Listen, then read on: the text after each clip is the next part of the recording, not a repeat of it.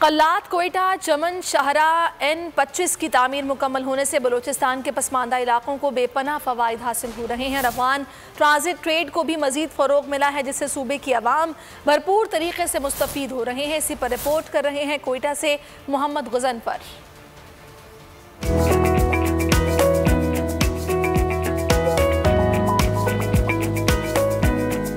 شاہراہ N25 نے پاکستان کو افغانستان سمیت وسط ایشیائی ریاستوں سے جوڑ دیا۔ یہ سڑک چمن سے افغانستان کی سرحد گوادر پورٹ اور کراچی تک پھیلی ہوئی ہے۔ نیشنل ہائی وے اتھارٹی کے پروجیکٹ ڈائریکٹر ریاض احمد نے بتایا کہ اس سڑک کی تعمیر سے بلوچستان کے پسماندہ علاقوں اور افغان ٹرانزٹ ٹریڈ کو فائدہ پہنچ رہا ہے۔ اسٹل روڈ بہت اچھی حالت میں ہے اور اب تو شاید پلان یہ ہے کہ اس کو ڈوبلائز بھی کیا جائے۔ اگر اس روٹ پہ 4000 گاڑی 5000 گاڑیاں چلتی ہیں روزانہ اور ہر گاڑی کو 1 گھنٹہ بچت ہو رہی ہے تو اس سے ہماری اکانومی کو کتنا فائدہ ہو رہا ہے۔ نیشنل ہائی وے N25 231 کلومیٹر طویل ہے۔ یہ سڑک قلات سے چمن شہر پر ختم ہوتی ہے، جس سے 5 اضلاع قلات، مستونگ، کوئٹہ، پشین اور قلعہ عبداللہ مستفید ہو رہے ہیں۔ علاقے کے عوام کا کہنا ہے کہ سڑک سے علاقے میں تجارت، صحت، پراپرٹی اور تعلیم کے شعبے میں بہتری آئی ہے۔ اس سے لوگ بہت خوش ہیں، علاقے میں ترقی ہوا ہے، مریض بھی یہ جلدی پہنچ جاتا ہے، اس کا سبزیاں جلدی پہنچ جاتا ہے۔ کاروباری افراد کہتے ہیں ہمارا کئی گھنٹوں کا تجارتی سفر اب صرف 1 گھنٹے میں سمٹ گیا ہے۔ کوئٹہ سے چمن تک جو ہے پہلے 4 گھنٹے میں